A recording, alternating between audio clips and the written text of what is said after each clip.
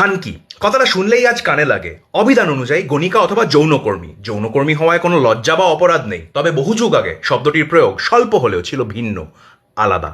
শব্দটি এসছে মধ্য বাংলা খানগি থেকে, যার অর্থ মিস্ট্রেস বা গৃহিণী, আর খানগি এসছে ফার্সি খানেগি থেকে, যার অর্থ ঘরোয়া। সেম অ্যাজ সামথিং খানা, লাইক বইখানা আর মুদিখানা। মাগি উইথ আ দীর্ঘই আগেও আলোচনা করেছি, আর মধ্যযুগ পর্যন্তও যাওয়ার কোনো দরকার নেই। মাত্র 100 বছর আগেই মাগি শব্দের অর্থ ছিল শুধুই মহিলা। শরৎচন্দ্রের লেখাতেই পুরুষ চরিত্রটা ক্যাজুয়ালি মহিলাদের খানকি মাগি বলে ডাকতো।